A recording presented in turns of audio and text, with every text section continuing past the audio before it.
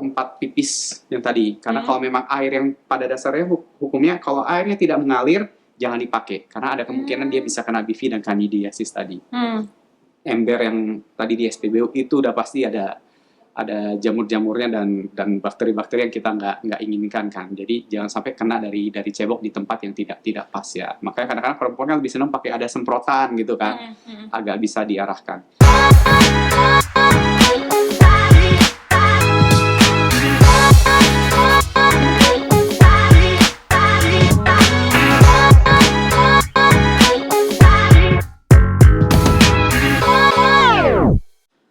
Teman-teman Tanya Marlo, kali ini aku, Amanda, dengan Dr. Irvin ingin membahas tentang bakteri vaginosis dan candidiasis ya. Terima kasih dok koreksinya. Akan lumayan banyak pertanyaan sih tentang ini dok, karena dari aku sendiri pun masih banyak yang belum tahu tentang ini. Teman-teman Marlo yang perempuan khususnya pasti banyak keluhan-keluhan terkait ini ya. Iya, apalagi hal ini tuh penting ya.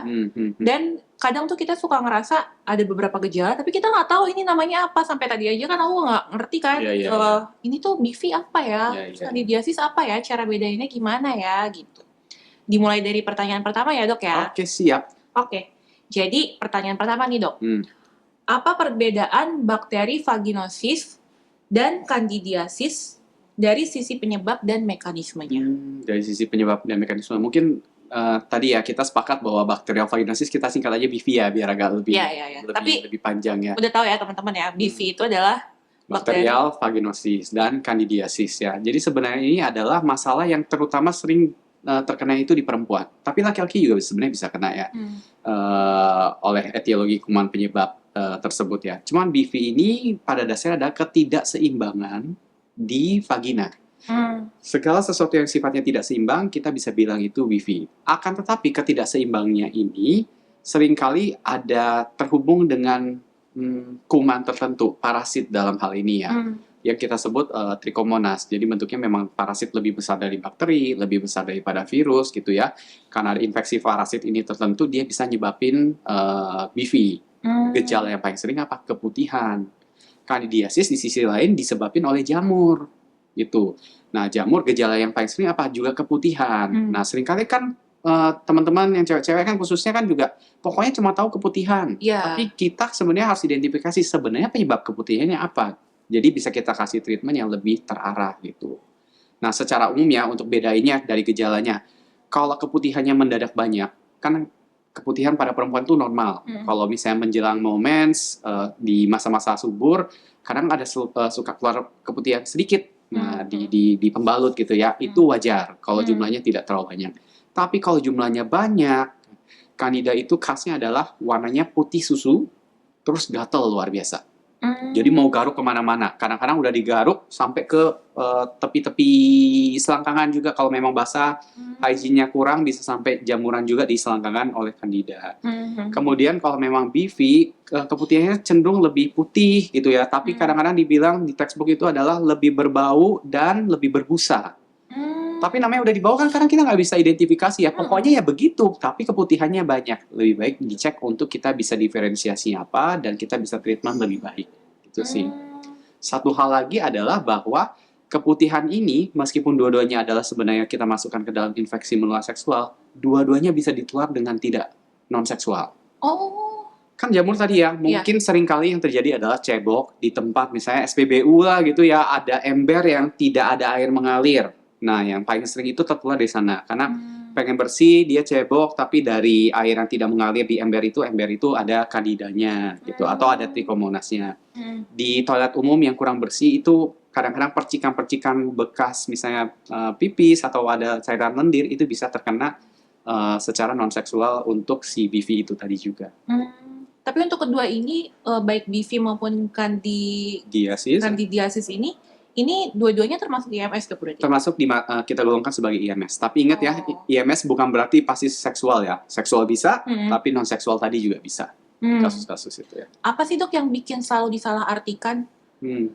Kalau kan masih suka keliru ya. Kadang ada yang bilang itu IMS, ada yang bilang itu non-IMS. Terus kenapa suka disalahartikan? Karena kan sebenarnya banyak. Jadi kalau misalnya kalau kiblat ya, STI atau infeksi menular seksual ini, infection ya judulnya itu lebih dipakai untuk kiblat UK ataupun Australia. Kalau kiblat untuk Amerika mereka sebutnya STD, Sexual Transmitted Diseases gitu kan. Tapi ternyata kenapa? Karena majority dari semua tadi yang 100 organisme dari STD IMS ini sebenarnya bisa tertular secara seksual. Jadi termasuk di dalam itu ada HIV, hepatitis B. Hepatitis kan infeksi hati. Tapi ternyata dari pertukaran cairan seksual tuh bisa juga ketularan ya. Even kutu kelamin di rambut pubis, di rambut kelamin pun juga dimasukkan sebagai IMS. Padahal secara penularan kadang-kadang bisa secara non-seksual gitu. Jadi mungkin payung umbrella besarnya bilang dia masuk ke IMS, tapi sebenarnya dia bisa juga dengan cara beberapa tipe tertentu bisa cara yang non-seksual. Nah, yang sering teman-teman makin pintar ini justru datang ke dokter bilang kayak ini saya pasti alergi nih, ini pasti non seksual. Padahal ada beberapa IMS yang pasti dia seksual gitu. Less likely untuk non seksual gitu. Jadi kalau ketemu dokter jujur aja kita juga non judgmental kan. Kita akan bantu untuk penanganan yang terbaik. Oh iya, ini pengetahuan baru juga sih dok buat aku kalau ternyata IMS itu tidak selalu penularan lewat aktivitas seksual ya, tapi dari kebersihan juga ya. Dari kebersihan bisa penularan yang non seksual tadi ya, khususnya untuk BV, topik spesifik untuk BV dan juga kandidiasis yang kita bahas hari ini. Oh iya, oke dok. Lalu untuk BV dan kandidiasis nih dok, bagaimana pengobatan yang tepat dan kesalahan yang paling sering dilakukan oleh pasien itu apa ya dok? Mungkin ngomongin kesalahan dulu ya. Boleh. Sebenarnya adalah vagina sendiri bisa untuk self cleaning sebenarnya. Jadi tidak dianjurkan untuk masukin sesuatu hal ya.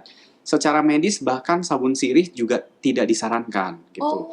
Karena BV itu kan tadi dari awal kita ngomong BV itu meskipun dia sering kalinya disebabkan trichomonas, penyebab utamanya adalah ketidakseimbangan di vagina. pH di vagina yang harusnya asam aja tidak seimbang gitu ya, asam basanya tidak seimbang aja itu bisa menyebabkan BV tanpa ada infeksi tadi itu.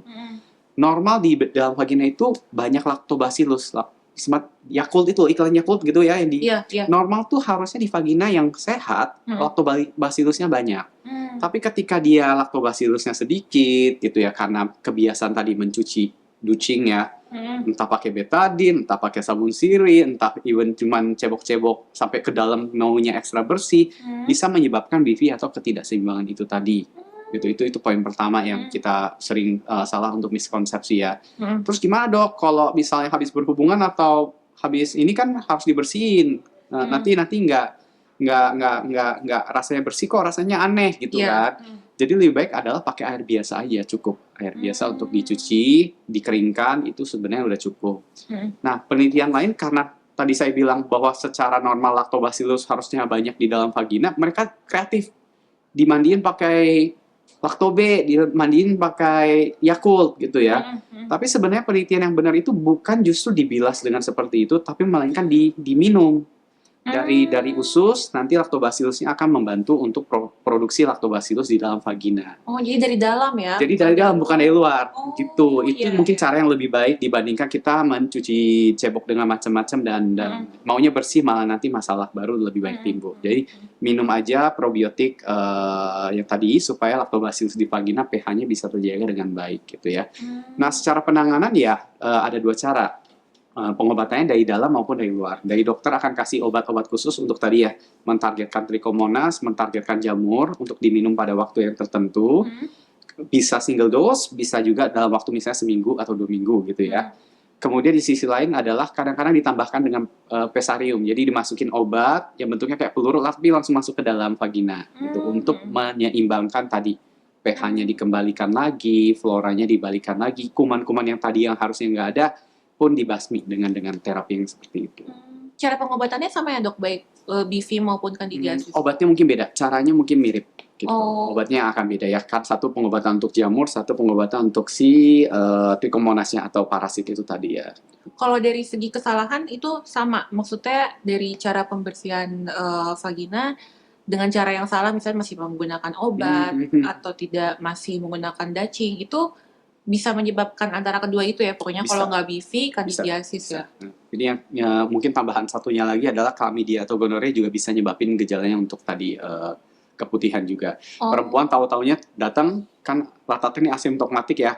Kalau 50% asimptomatik, 50% yang ada gejala, cuman taunya mereka keputihan doang, gitu kan. Kadang-kadang kalau misalnya berbau pun juga kan pasti teman-teman nggak ngeh dengan bau sendiri kan. Orang lain yang biasanya tahu gitu. Maksudnya ketika datang ke dokter baru tahu, oh ini kayaknya baunya lebih ini deh, ini warnanya lebih putih deh, ini lebih berbusa kan. Kalau teman-teman kan nggak identifikasi, taunya mungkin gatel dan juga keputihan di situ aja. Nah itu yang harus ditangani sebenarnya. Jadi kembali lagi ke cara pembersihan juga baiknya tidak usah menggunakan apapun, cukup dengan air saja dan juga jangan berlebihan ya, cukup di area luarnya aja ya dok. Kadang teman-teman mau berlebihan malah jadinya tidak seimbang dan jadi BV malah gitu tadi. Karena tadi ya secara non seksual dia bisa mengganggu pH-nya, lactobacillus yang normal juga terganggu gitu. Nah dok, ada juga beberapa cerita terkadang kan setiap perempuan itu tuh pasti pernah mengalami keputihan. Jadi kadang tuh keputihan itu tuh hal yang biasa. Betul. Nah, apa jadinya kalau ketika keputihan tuh didiemin aja, nggak diobatin, hanya cukup dibersihkan aja dengan air gitu, tapi tidak menggunakan obat apapun. Itu kira-kira membahayakan nggak ya dok? Betul. Kalau misalkan tetap didiemin aja ya? Iya, nggak konsumsi obat apapun gitu. Trichomonas tadi ya untuk BV, khasnya dia bisa lari sampai ke dalam saluran rahim juga. Gitu. Jadi kalau nggak diobatin dia bisa lari ke atas segala macam dan menyebabkan pelengketan. Jadi kadang-kadang kalau kita sudah ada KET, ada masalah dengan menstruasi segala macam, mungkin kita bisa curiga bahwa dia mungkin BV yang cukup lama gitu, nggak balance di sana. Karena kan selain dari Trichomonas juga, kalau seseorang kena BV, masalah pH-nya nggak seimbang, masalah hormonal kemungkinan juga nggak seimbang. Mungkin mensnya juga jarang-jarang, hal yang seperti itu juga menjadi satu untuk kasusnya BV gitu. Karena BV sebenarnya adalah istilah medis kita ya, diagnosa tempat sampah nih. Kalau kita tahu ada problem di bawah, tapi bukan jamur, bukan genere, bukan IMS yang bisa kita obatin, kita akan bilang bahwa ini kayaknya kemungkinan besar BV. Karena cari Trichomonas kan juga agak susah gitu ya, gitu untuk bisa dapat itu. Itu poin yang bisa kita explore. Jadi bisa infertil, bisa nempel perlengketan di mana-mana. Nah kalau candidiasis kayaknya lebih mengganggu karena gatel banget nih, gitu kan. Jadi kalau udah dibiarin lama tuh sampai selangkangannya juga jamuran kemana-mana gitu kan. Di dalam juga gatel banget sampai mau garuk, wanginya juga agak sedikit asam karena tadi ya bentuknya juga ada keluar keputihan yang seperti keju, susu gitu kan, mengganggu sekali. Pasti ngeh kalau memang ternyata dia ada jamuran dan gatelnya luar biasa. Jadi sudah pasti tidak nyaman kalau misalkan nggak pasti kalau misalnya kalau kandida pasti terganggu sekali dan mau cari bantuan medis lah ya gitu kasarnya seperti itu. Soalnya aku juga baru tahu dok, katanya kan, ini coba dikoreksi ya dok ya, seperti salah satu gejala PCOS itu kan katanya akan mengakibatkan keputihan juga. Iya betul. Nah itu yang dikhawatirkan ketika dia tahu dirinya itu PCOS lalu dia keputihan, dibiarkan karena merasa ini kan emang aku punya keluhan PCOS, jadi kalau keputihan kayak gini normal, jadi ya udah dibiarin aja deh, nggak usah kasih obat apa-apa lagi karena udah tahu sumbernya tuh dari mana. Itu boleh nggak dok seperti itu? Ya berarti kan kalau PCOS internalnya ya ada masalah hormonal yang menyebabkan dia sampai PCOS. Kadang-kadang kalau PCOS ditarik panjangnya ada masalah resistensi insulin gitu kan. Mungkin ada diabetes segala macam ya. Stresnya berkepanjangan, kortisol segala macam hingga mengganggu untuk sampai PCOS dan ganggu untuk regulasi hormon estrogen progesteronnya yang normal pada perempuan kan. Di sisi lain faktor eksternal yang mungkin dia juga PCOS karena infeksi dari luar, keputihan itu yang nggak diobatin gitu kan. Makanya lebih baik kadang-kadang untuk bisa dapat pendekatan komprehensif dari dalamnya diobatin secara holistik, dari luarnya juga harus diobatin secara holistik. Gitu. Kadang-kadang kalau memang ke spesialis tertentu ya fokus mereka cuma satu part doang gitu ya, nggak. Karena misalnya datang ke dokter Divin dia cuma fokusnya ke IMS-nya doang nih, tapi kalau datang ke dokter kandungan, dia fokusnya di PCOS-nya dari dalam aja, hormonnya doang yang dikembalikan. Gitu. Jadi tetap perlu pengobatan juga ya dok dan komprehensif dan holistik ya. Iya. Dari dalam dan maupun dari luar juga. Nah tadi kan pertanyaanku itu lebih ke bagaimana jadinya kalau misalkan tidak diobati. Nah yang kedua, gimana jadinya kalau misalnya salah terapi dok? Misalnya ada keluhan. Lalu aku nggak konsultasi ke dokter, aku hanya browsing di internet atau enggak aku ngobrol ke temenku kayak, lo pernah nggak sih kayak gini? Iya gue pernah, gue minum ini waktu itu gue hilang tuh. Akhirnya aku coba lah. Kan aku nggak tahu itu posisinya tepat atau enggak. Itu kira-kira gimana tuh dok kalau salah terapi? Tadi ya, BV itu secara kriteria adalah bahwa ada ketidakseimbangan Bahkan pH-nya aja nggak seimbang itu masuk diagnosisnya jadi BV gitu. pH aja nih ya. Karena masalah apa ya? Karena masalah organisme, masalah hormonal itu bisa menyebabkan ketidakseimbangan, kita sebut itu sebagai BV. Over terapi, kuman normal di sana juga kan mungkin akan habis diserang nih. Karena di bom atom nih, karena berdasarkan dulu temennya sakit ini, keputihan dia obatin hal yang sama gitu kan. Ya mungkin jamurnya mati, bakteri normal juga mati gitu. Jadi itu bisa malah menyebabkan jadi BV gitu. Misalnya dia awalnya kandidiasis nih, diobatin kandida tapi dibom, segala macam obat masuk juga gitu ya. Malah lactobacillus yang tadinya harusnya banyak juga mati semua normal di sana. Jadilah dia BV. Jadi masalahnya jadi cycle-nya kok iya sih sembuh tapi nggak lama muncul lagi. Nah munculnya sebenarnya masalah yang berbeda, bukan masalah yang sama. Jadi tetap wajib ya untuk konsultasi dulu, jangan asal minum obat atau enggak hasil dari ngobrol sama temen gitu ya. Temennya habis nyobain obat apa manjur lalu kita ikutan nyobain obat itu juga. Karena kalau konsultasi bisa dicari etiologi yang memang spesifik, pengobatannya bisa lebih terarah. Lalu dok, soal gaya hidup, itu berpengaruh nggak ya dok tentang gaya hidup kita tuh harus kayak gimana biar kita tuh terhindar dari BV atau nggak kandidiasis, atau gaya hidup apa yang perlu kita hindari untuk menghindari kedua itu? Ya, secara umum ya mungkin rekomendasi secara umum, zaman sekarang tuh stres tuh tinggi gitu. Terus perempuan juga tuntutannya banyak.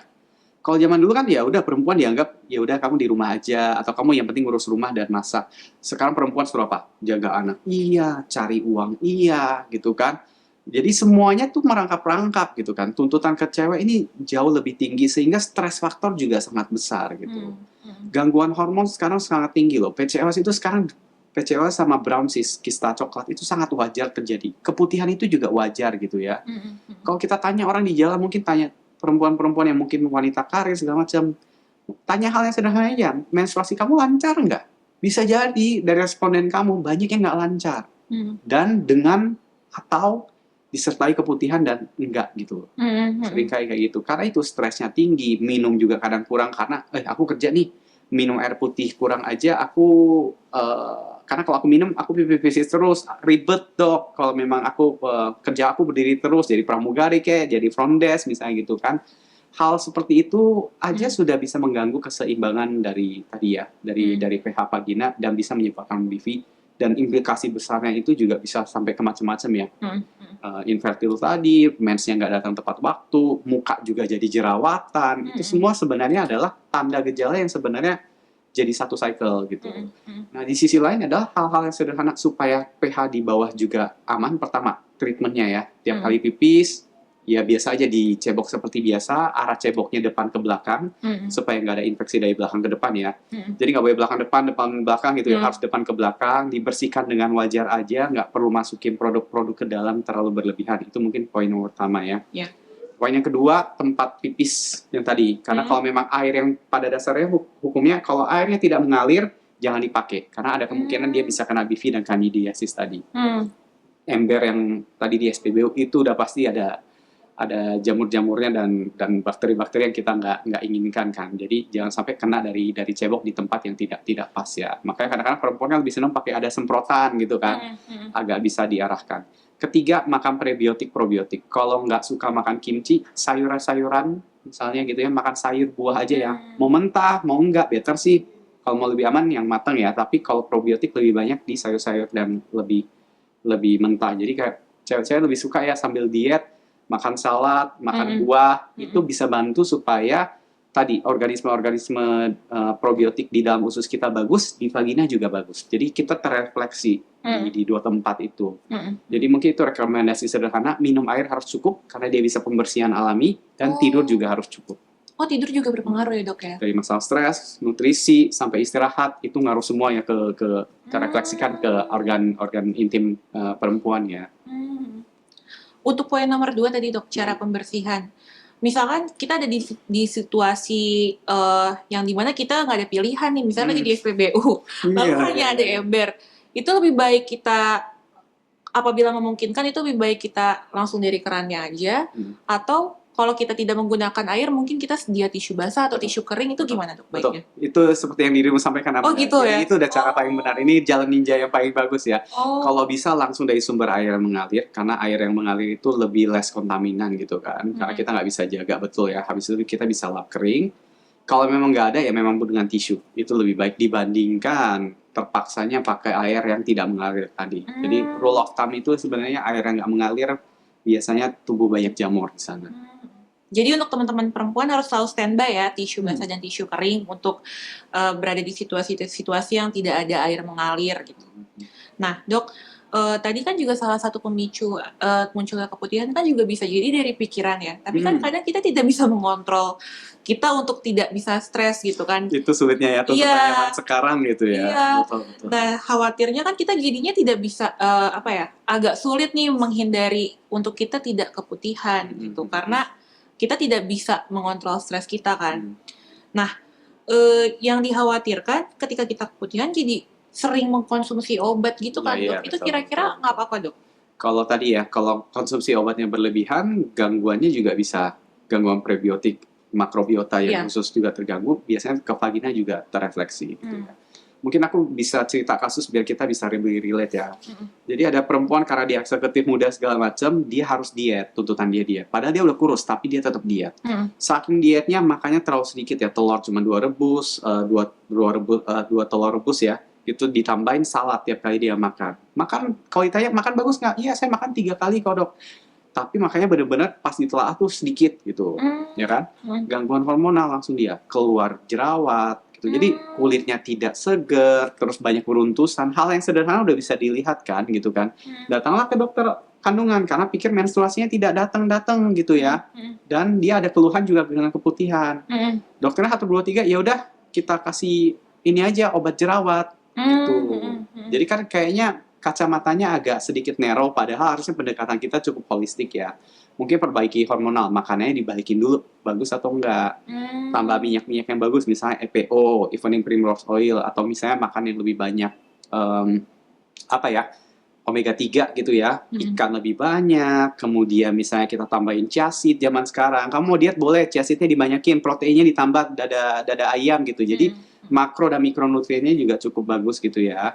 Terus supaya kita tahu juga di jerawat juga karena faktor eksternal, mungkin sayur buah dibanyakin, berry, strawberry, tomat di dalam saladnya itu tadi.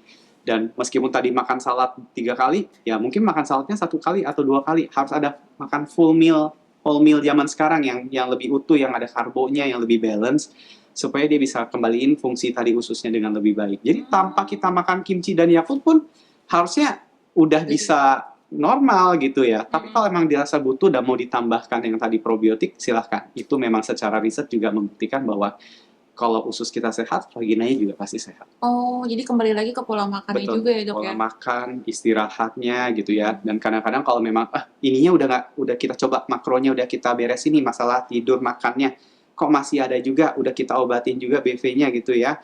Ya mungkin kita harus lihat faktor hormonal setelah itu. Ada masalah hormonal lain nggak gitu. Nah, mungkin bisa dipancing dengan obat pil KB biar dia lebih balance lagi. Masalah stresnya mungkin butuh konseling dan terapi. Jadi itu memang sesuatu holistik. Jadi saya rasa part dari masalah keputihan ini merefleksikan kesehatan tubuh perempuan secara umum. Betul. Iya. Ada saja ya, aku tuh kemarin-kemarin sempat dengar ada quotes, you are what you eat. Ternyata bener ya dok ya. Betul. Apalagi ya zaman sekarang, tuntutan zaman sekarang sangat tinggi ya, khususnya teman-teman di rumah nih ya. Jadi kalau bisa makan real food ya dok ya. Betul. Nah terus dok, kapan kita tuh bisa tahu kalau ini tuh udah perlu saatnya kita periksa ke klinik walaupun gejalanya itu terasa ringan? Iya, itu keputihan yang tidak wajar. Bukan yang tadi, yang wajar itu adalah mungkin cuma segaris doang, 1 streak. Ya, secara rule of thumb itu cuma 1 streak. Kadang warnanya putih, kadang tuh bening, itu wajar. Gitu. Tapi jumlahnya tuh sedikit dan menjelang masa-masa ovulasi, masa subur atau deket-deket haid gitu lah, baru dia misalnya mau keluar gitu. Di perempuan beda-beda. Ada yang kayak, aku deket-deket mau haid, biasa aja tuh, nggak ada apa-apa gitu ya. Tapi ada yang kadang keluar lendir sedikit, itu keputihan yang normal. Tapi kalau yang tidak normal keluar, jumlahnya lebih banyak, berbau, warnanya tidak wajar tadi ya, warna tidak wajar apa? Putih susunya banyak disertai gatal, berbusa, cair tapi kayak busa gitu ya, baunya busuk kayak ikan asin. Nah itu juga pertanda yang tidak baik ya. Atau keluarnya tuh banyak kayak ingus, banyak sekali gitu ya. Nah ingusnya bisa dari bening sampai warna kuning kehijauan. Itu saatnya cari bantuan. Kalau itu udah wajib memang sudah ada faktor lain gitu ya. Jadi ketika sudah ada gejala seperti itu saatnya kalau teman-teman sudah perlu pengobatan ke klinik ya. Betul. Oke. Baik dok, sepertinya sampai situ aja pertanyaan tentang BV dan kandidasiasnya. Terima kasih banyak ya dok. Terima kasih. Sangat terbantu ini jawabannya untuk aku dan juga teman-teman perempuan yang lainnya. Nah teman-teman, untuk informasi lebih lengkapnya lagi, teman-teman bisa cek di sosial medianya Tanya Marlo. Kita ada di TikTok dan juga ada di Instagram. Dan juga bisa kunjungin website tanyamarlo.id. Dan jangan lupa subscribe, like, dan komen YouTube channel kita. Oh ya, satu lagi ya teman-teman. Kalau misalnya teman-teman perlu pengobatan atau perlu konsultasi kelayanan, teman-teman bisa jumpai klinik Globalindo dan juga klinik Procare DKI PKBI DKI Jakarta. Oke, terima kasih. Dadah. Dah.